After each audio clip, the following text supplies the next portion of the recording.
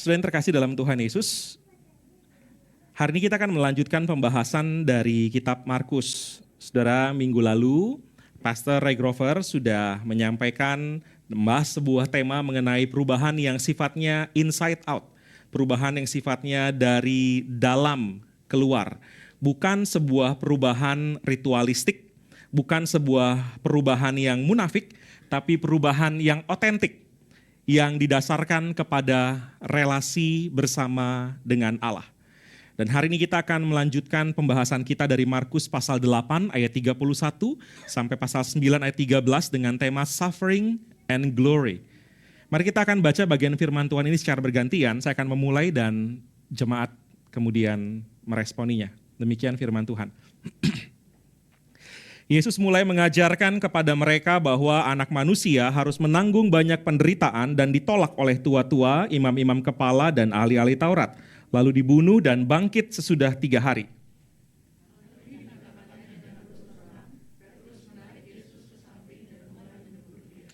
Lalu berpalinglah Yesus dan sambil memandang murid-muridnya ia menegur Petrus dengan keras, "Enyahlah iblis, sebab engkau bukan memikirkan apa yang dipikirkan Allah, melainkan apa yang dipikirkan manusia."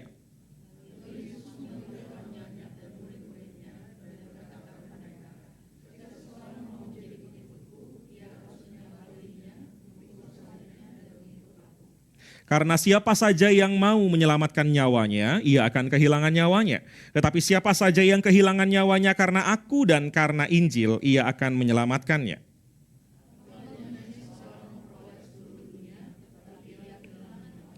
Apakah yang dapat diberikannya sebagai ganti nyawanya?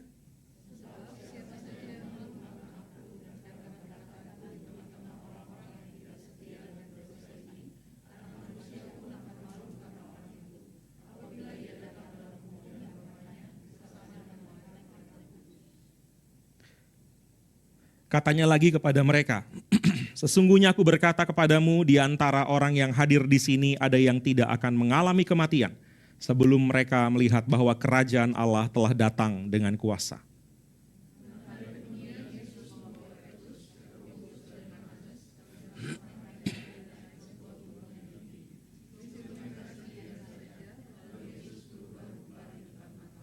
Dan jubahnya sangat putih berkilauan, tidak ada seorang penatu pun di dunia ini yang dapat memutihkan pakaian seperti itu.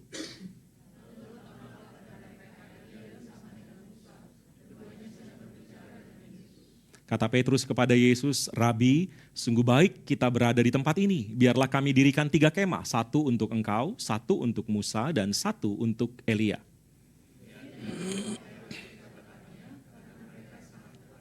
Lalu datanglah awan menaungi mereka dan dari dalam awan itu terdengar suara, "Inilah anakku yang terkasih, dengarkanlah dia."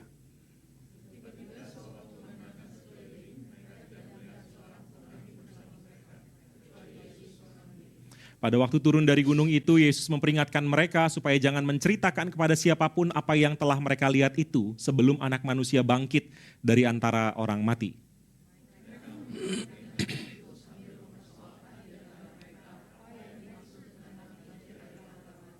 Lalu mereka bertanya kepadanya, "Mengapa ahli-ahli Taurat berkata bahwa Elia harus datang dahulu?"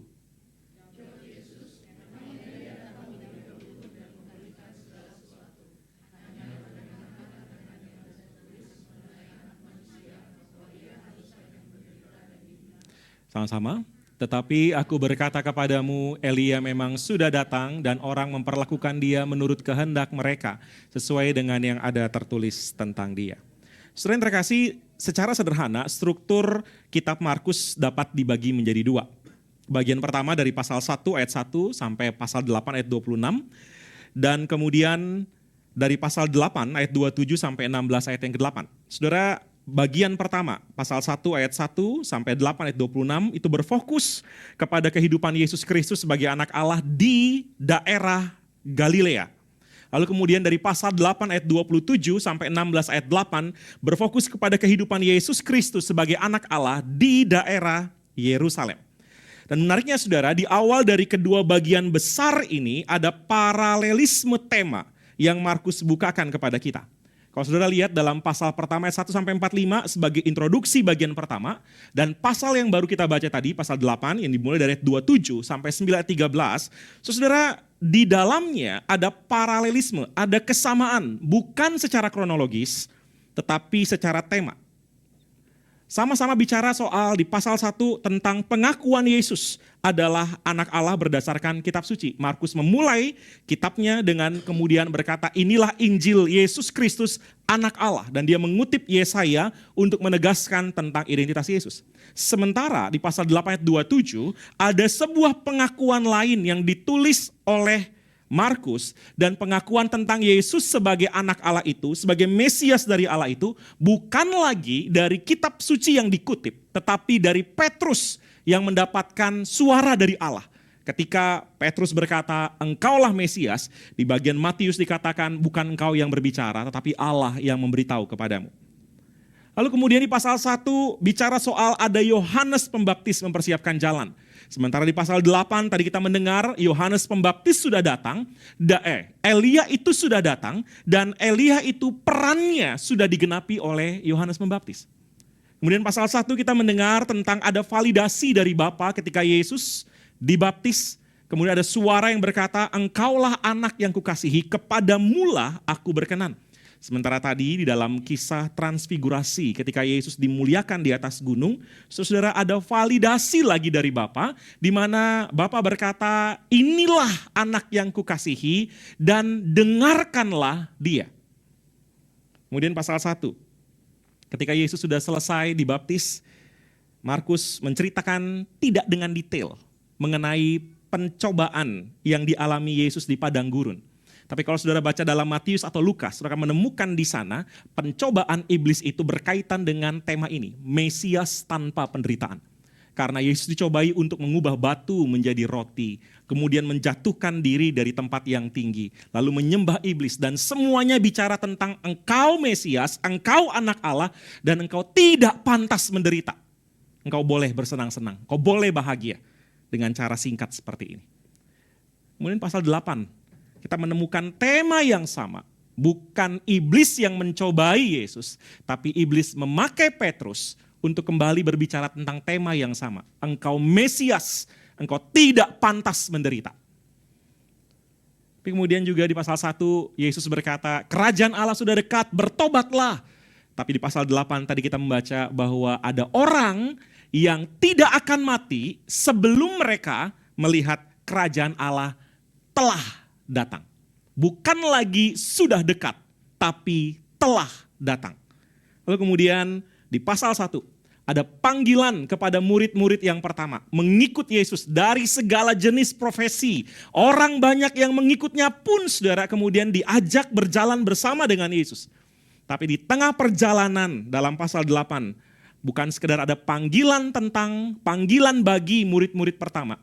Tapi sekarang panggilan tentang murid-murid sejati. Bukan sekedar kuantitasnya, tapi sekarang kualitasnya. Surat tema-tema inilah yang kemudian membawa kita melihat bahwa Markus menuliskan kitab Injilnya makin dalam sekalipun dimensinya tetap sama. Pembahasannya kurang lebih tetap sama. Tetapi kedalaman dari isi hati Allah yang dibukakan oleh Markus menjadi berbeda. Dan hari ini kita akan melihat pasal 8 ayat 31 sampai 9 13 di dalam kerangka berpikir Allah terus berfirman dalam dimensi yang sama dengan kedalaman yang mau Allah inginkan hati kita pun lebih dalam, lebih terbuka mendengar isi hati Tuhan. Bagian yang pertama saudara kita akan sama-sama belajar dari pasal ke-8 ayat 31 sampai dengan ayatnya yang ke-33. Saudara di dalam pasal 8 31 sampai 33 ini adalah sebuah kisah di mana Petrus kemudian berkata kepada Yesus. Setelah Yesus berkata bahwa Mesias akan menderita, Petrus kemudian berkata bahwa tidak boleh demikian. Saudara, ini merupakan hal yang sangat menyedihkan sekali. Di waktu yang belum lama, Petrus menjadi orang yang dipakai Allah untuk memberitakan Yesus adalah Mesias. Tapi dengan cepat dia pun berbalik dan berkata, Yesus sebagai Mesias, engkau tidak boleh menderita. Saudara, mengapa ini bisa terjadi? Karena pengakuan Yesus adalah Mesias yang keluar dari mulut Petrus adalah pengakuan yang di zaman itu dipengaruhi oleh konsep yang salah, konsep yang keliru. Saudara, pada zaman itu waktu orang-orang berharap tentang kedatangan Mesias, yang mereka harapkan adalah Mesias sebagai orang yang diurapi Allah, yang dipilih Allah untuk menjadi pemimpin Israel secara politik. Dan ini konsep yang memang waktu itu menjadi konsep yang dominan, saudara. Apakah ada konsep Mesias yang tidak politik? Ada, tetapi tidak dominan. Mengapa tidak dominan? Karena waktu itu orang Israel lagi dijajah. Waktu itu orang Israel menderita karena orang Roma memperlakukan Israel dengan tidak layak. Saudara, maka ada kehausan dari orang Israel untuk kembali seperti zaman Daud. Memiliki sebuah kerajaan yang berkuasa, yang besar, yang damai dan sejahtera. Saudara, maka konsep Mesias politik ini sangat dominan, saudara. Dan pengakuan ini adalah pengakuan yang berbahaya, saudara. Berbahaya secara sosial dan berbahaya secara keagamaan. Secara sosial, pada waktu orang berkata, aku percaya engkau Mesias, maka di waktu itu mereka sedang berkata tidak langsung kepada Kaisar Roma, kami tidak mau lagi tunduk kepada engkau.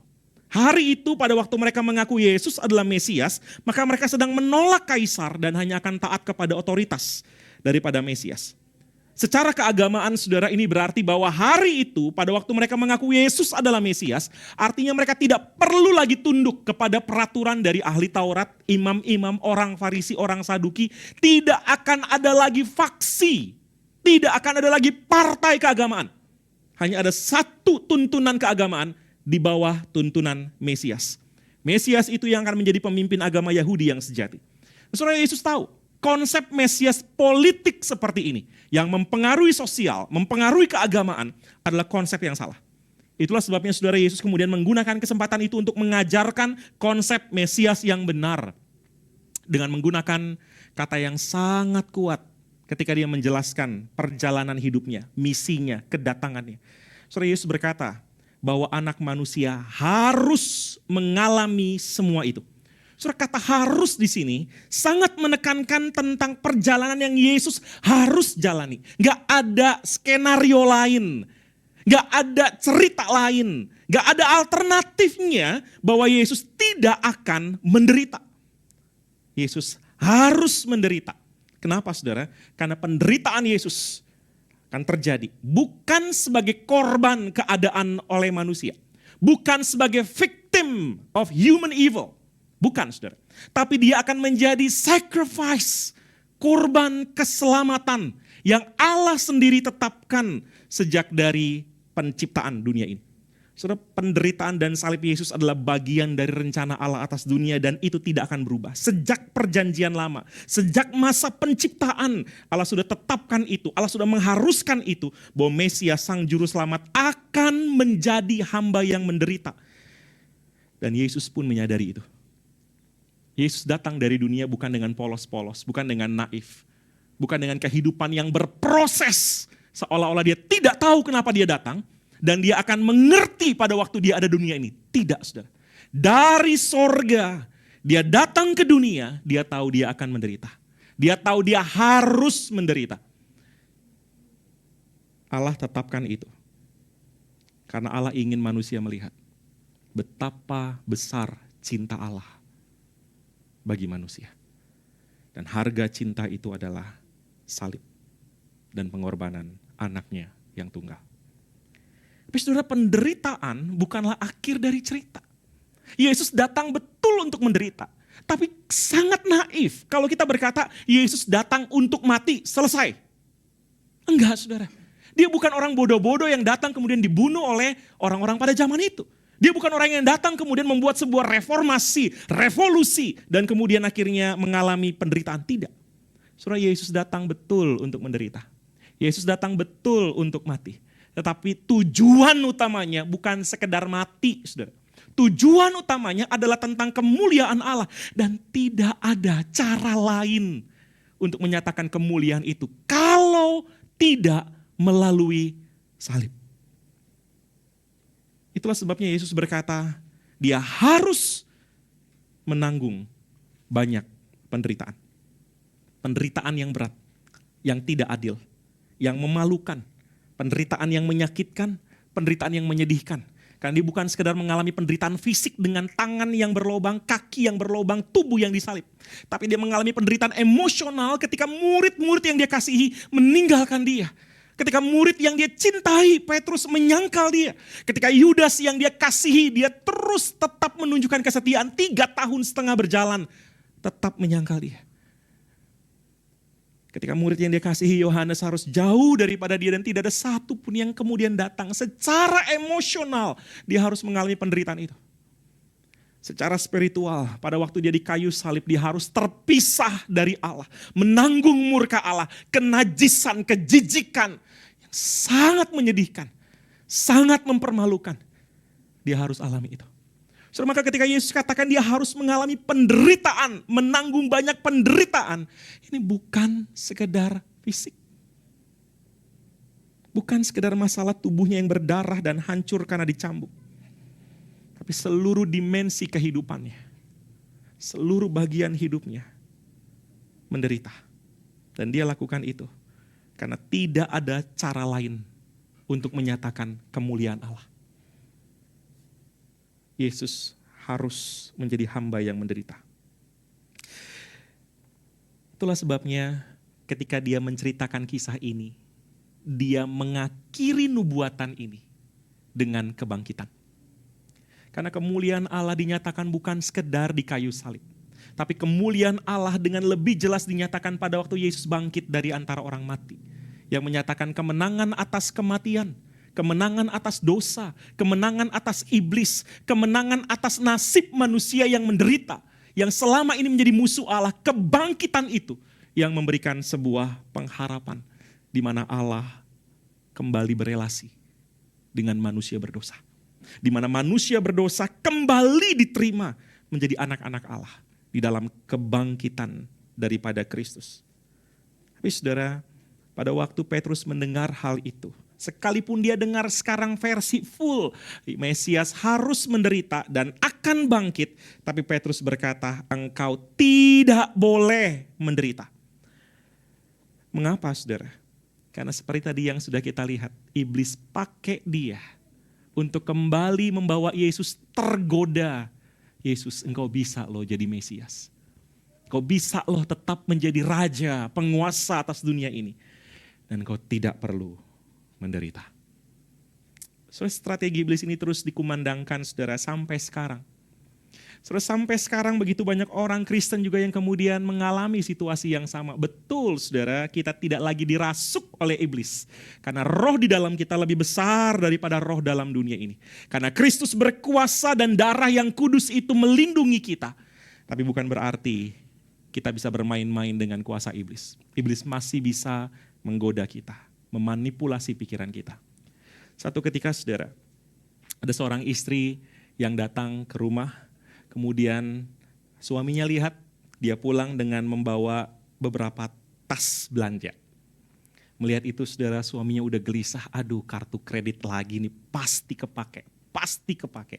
Kemudian kita lihat tas belanja itu, dia udah mikir kartu kredit, dia langsung segera cek handphonenya, mobile banking, dan betul saudara, 1 juta. Dia lihat berapa tas, dia langsung berkata, habislah saya. Kenapa? Harus bayar kartu kredit lagi. Kemudian dia berkata kepada istrinya, istriku, bajumu di lemari masih banyak. Seperti ibu-ibu yang lain kan gitu ya saudara ya. Banyak, tapi tiap kali ke pesta selalu berkata, aku gak ada baju. Maka kemudian istrinya juga jawab yang sama, betul sayang di lemari banyak. Tapi bentar lagi anak kita akan wisuda dan aku gak punya baju. Terus suaminya kemudian berkata, kenapa sih kamu harus begini? Tolonglah dikurangin. Lalu kemudian dengan menyesal, istrinya berkata, maaf ya sayang, tadi waktu aku ke mall, sebenarnya aku gak mau belanja. Tapi iblis menggoda aku. Untuk aku kemudian belanja deh jadinya. Suaminya kemudian berkata, kenapa kamu gak usir iblis itu? Suruh dia menjauh dari hidupmu. Kemudian dia bilang, istrinya bilang, aku sudah usir jauh-jauh. Tapi iblis itu bilang, kalau pakai baju itu dari jauh pun kamu tetap cantik. Maka aku tidak bisa menolak perkataan itu. Karena aku udah usir jauh-jauh. dia tetap bilang aku cantik. Maka maafkan aku suamiku. Kisah yang saya rasa banyak di antara kita ngalamin ya, para suami ya. Tapi saudara, ini merupakan hal yang buat saya sangat menarik sekali. Kita sering kali salahkan iblis, aku digoda, aku jatuh, iblis begini, iblis begitu, aku gak mau dan segala macam. Memang saudara kita masih bisa digoda oleh iblis, tapi saudara sebenarnya kalau kita mau berpikir lebih dalam lagi, ini bukan sekedar masalah godaan iblis. Tapi sebenarnya saudara ada sebuah versi Yesus, ada versi Tuhan yang kita miliki di hati kita, di pikiran kita. Kita terima Yesus yang berkuasa dan kita menolak Yesus yang terbatas. Kita gak suka saudara, kalau Yesus yang kita percaya gak sanggup lakukan apa yang kita minta. Kita gak suka kalau Yesus yang kita percaya gak kabulkan apa yang kita doakan. Kita gak suka kalau Yesus yang kita sembah menjadi pribadi yang justru menuntun kita ke tengah badai. Kita gak suka. Kita lebih suka Yesus yang hebat, berkuasa, mujizat, berkat, kelimpahan, kenyamanan, pertolongan, kemudahan hidup. Tapi masalahnya bukan Yesus seperti itu yang Alkitab beritakan. Maka hari ini mari sama-sama renungkan.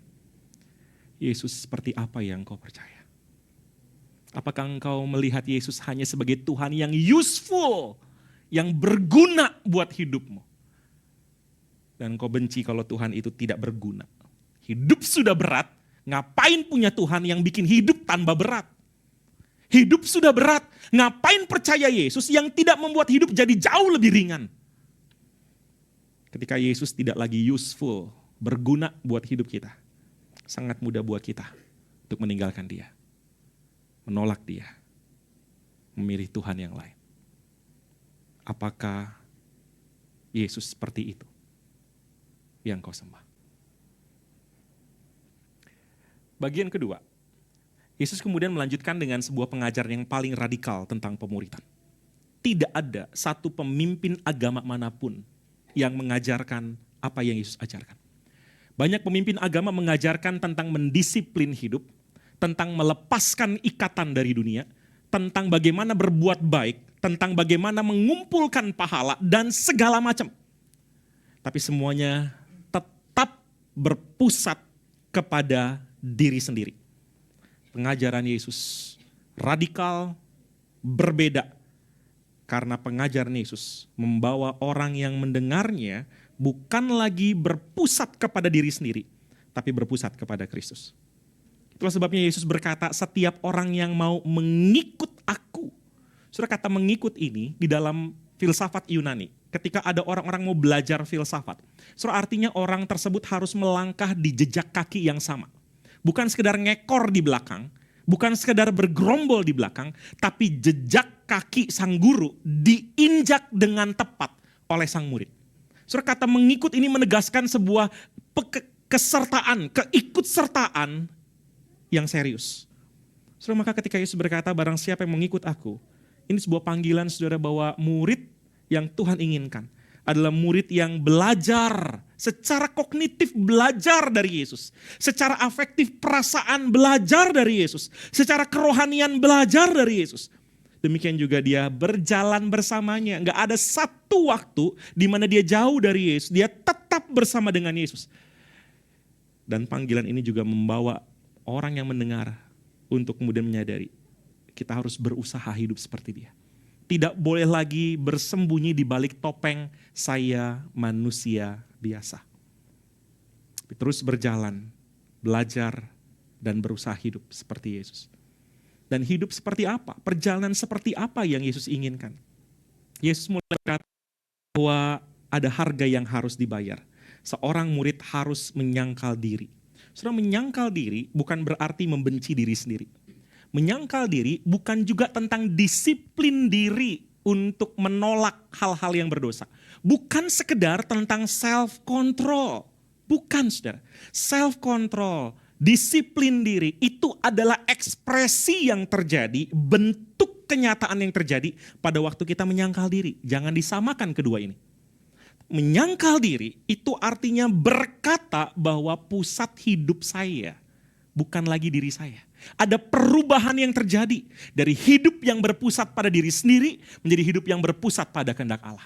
Ada begitu banyak orang bisa mengendalikan dirinya terhadap pornografi. Ada begitu banyak orang bisa mengendalikan dirinya terhadap perjudian. Ada begitu banyak orang bisa mengendalikan dirinya terhadap perzinahan, terhadap dosa-dosa lain. Tapi tidak mau memberitakan Injil. Dan itu bukan hidup menyangkal diri. Hidup menyangkal diri bukan tentang moralitasmu.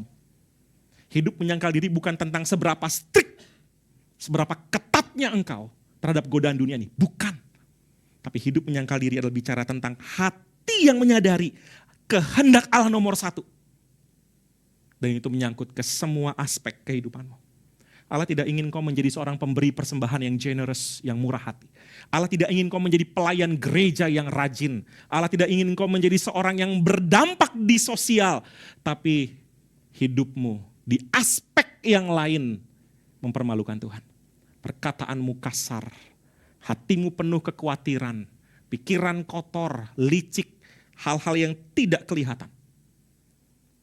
Saudara, panggilan menyangkal diri adalah panggilan untuk berkata, bukan aku yang menjadi pusat kehidupan, tapi Allah yang menjadi pusat kehidupanku. Yesus kemudian juga berkata, bukan sekedar sangkal diri tapi pikul salib. Saudara, bagi orang zaman itu salib adalah lambang kematian. Kalau kita mau pakai istilah hari ini, bukan pikul salib, tapi gendong kursi listrik, saudara ya. Saudara bayangkan, saudara, tidak ada satu orang pun yang memakai kursi listrik tempat orang mati itu untuk kemudian menjadi hiasan, bukan? Gak ada satupun orang yang memakai suntikan kematian untuk menjadi hiasan. Gak ada satupun orang, saudara, yang kemudian dengan normal berpikir bahwa itu pantas ditinggikan. Seperti lagu yang tadi kita nyanyikan, maka ku junjung tinggi salib itu. Kalau lagu ini dinyanyikan di zaman Yesus lagi hidup, semua orang akan menertawakan, akan menganggap gila, akan menganggap tidak waras. Kenapa? Tidak ada satu orang pun meninggikan salib yang lambang penghinaan, penyiksaan, kerendahan manusia. Versi Roma dinyatakan di salib. Gak ada satupun, saudara.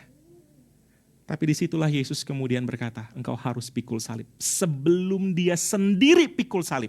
Dan dia tahu itu menjadi jalan yang dia harus jalani. Dia sudah mengajak murid-muridnya untuk pikul salib. Pikul salib bukan masalah menderita. Mertuamu yang cerewet bukan pikul salib. Anak-anakmu yang susah diatur bukan salib yang sedang kau pikul.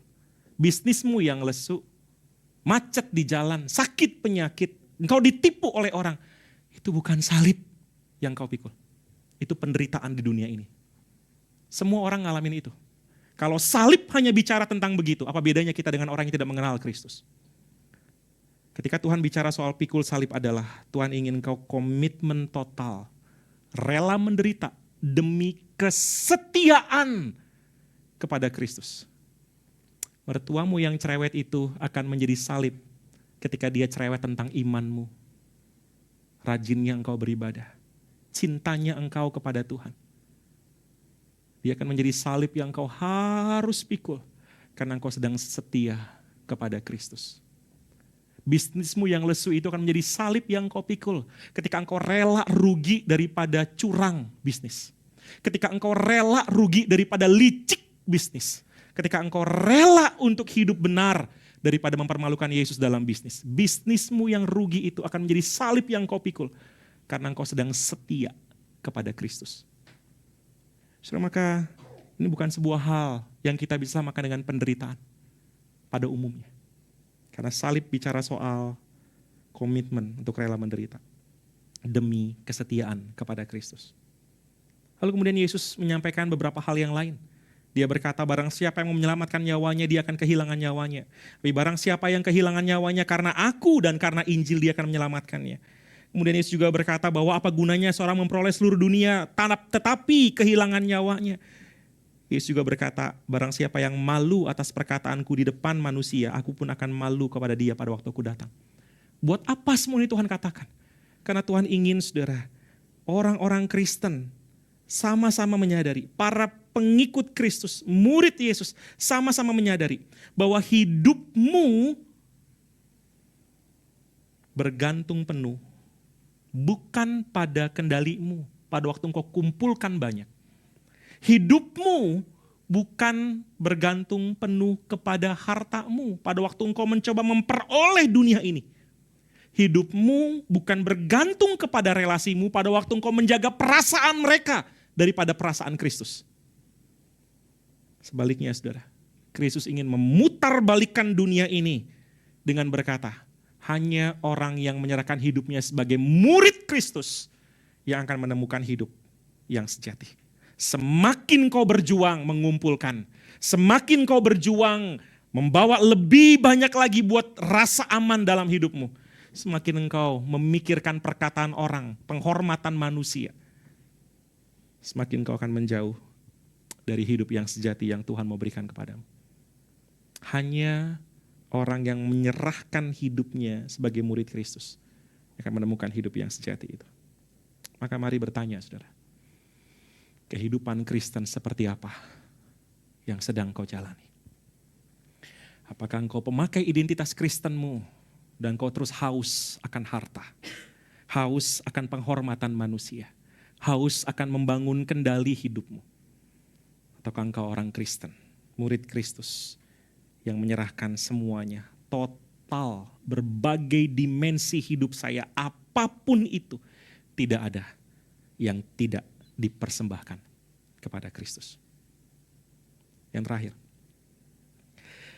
ketika Yesus selesai berbicara hal-hal yang fundamental ini, yang radikal ini, Tuhan kemudian berkata bahwa akan ada orang-orang yang tidak mati dan yang akan melihat kerajaan Allah sudah datang.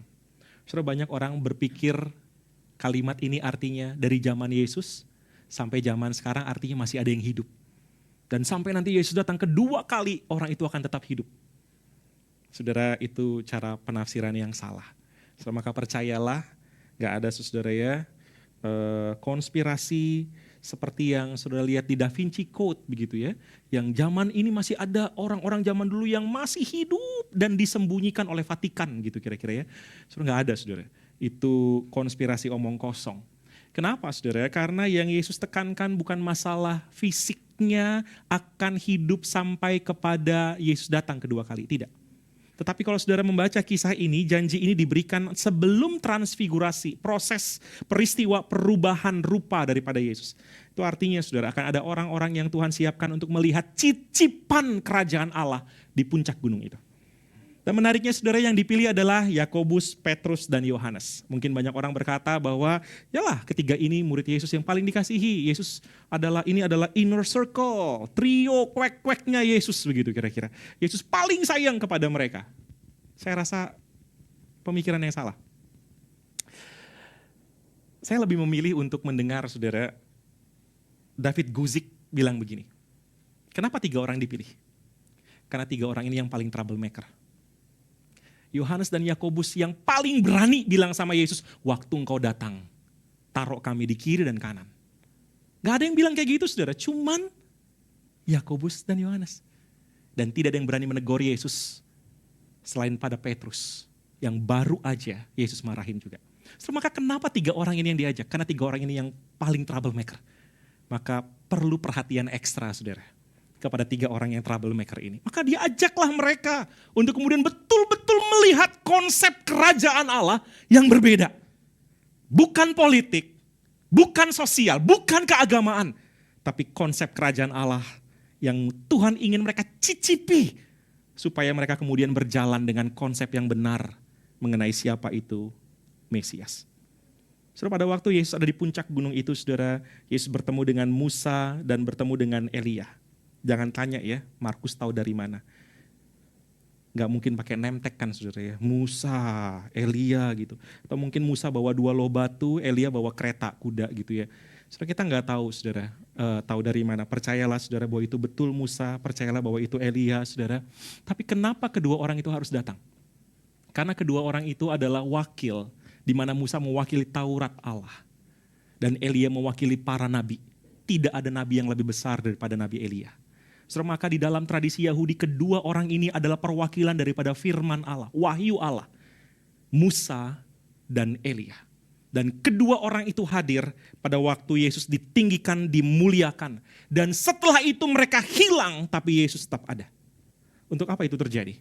Karena Allah sekarang kemudian mau berkata kepada murid, inilah anak yang kukasihi, dengarkanlah dia. Lewat peristiwa itu, lewat suara dari sorga, Allah mau memberitahu kepada para murid, pada kita, Yesus adalah pusat firman Allah yang tertinggi. Dengarkan dia. Musa ada, betul. Elia ada, betul. Keduanya mewakili firman Allah, Taurat dan kitab para nabi, betul. Tetapi sekarang anakku sudah hadir. Dan dialah pusat firmanku yang paling tinggi. Dengarkan dia. Saudara, bukan berarti meng-cancel, membatalkan Taurat. Bukan berarti membatalkan para nabi. Tapi sebenarnya semua itu membawa kita melihat Taurat dan Nabi menunjuk kepada Kristus. Keduanya hadir untuk kemudian memvalidasi. Betul, inilah Yesus, Mesias, anak Allah, pusat firman Allah yang tertinggi. Dan pada waktu Petrus melihat seluruh proses itu, Petrus kemudian berkata, Tuhan kayaknya keren banget kalau kita stay di sini, kami siapin 3 tenda. Tenda satu buat engkau, tenda satu buat Musa, tenda satu lagi buat Elia.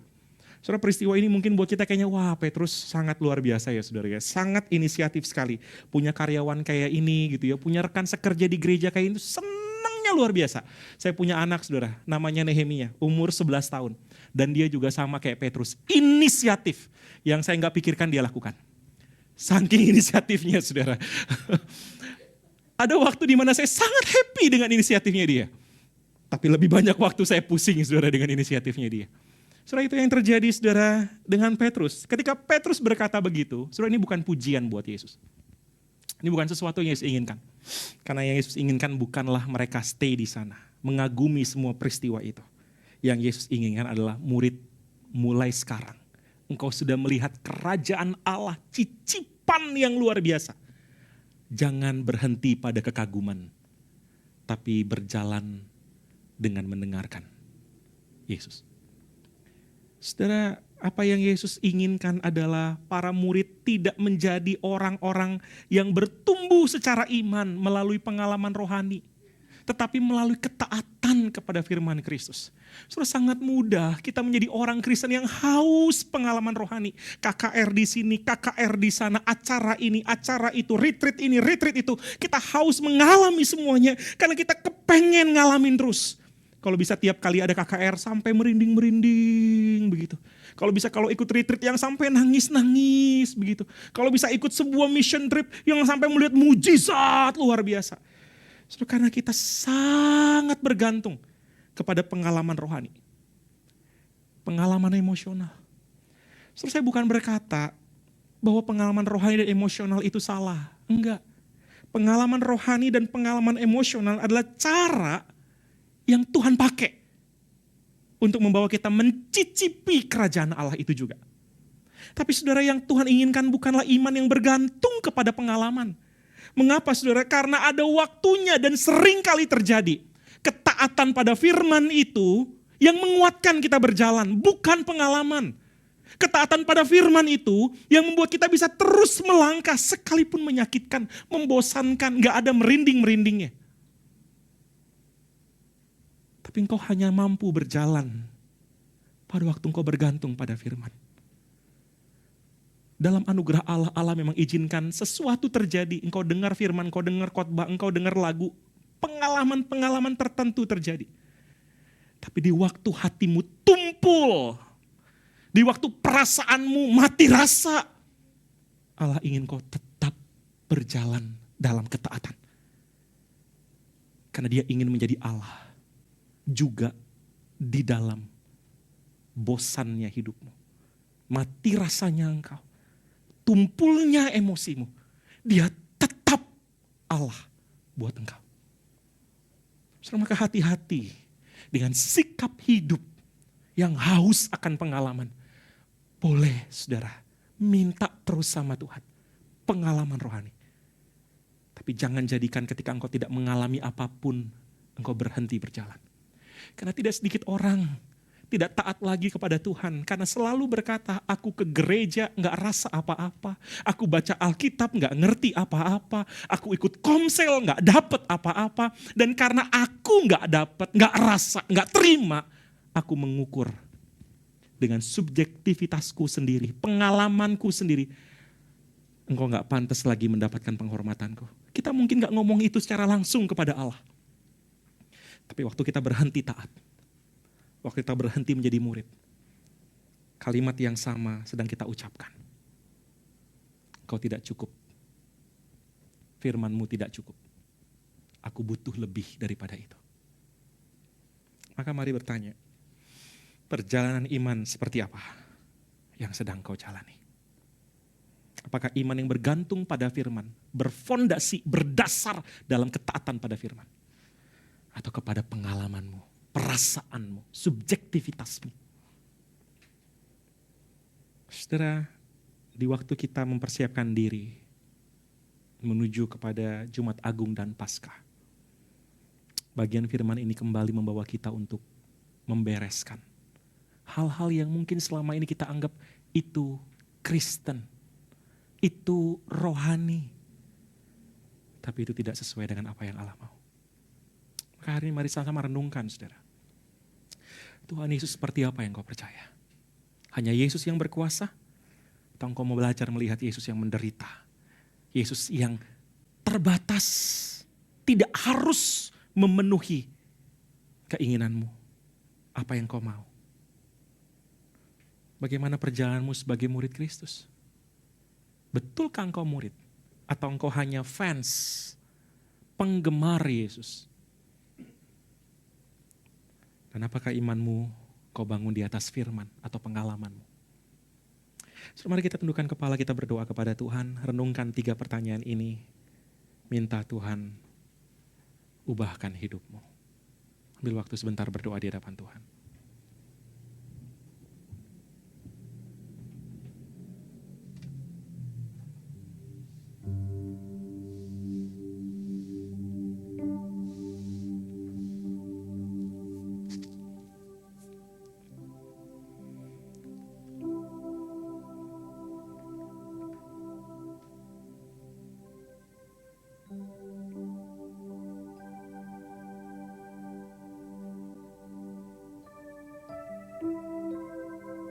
Saudara, ingatlah, perjalanan menjadi murid, perjalanan penuh penderitaan.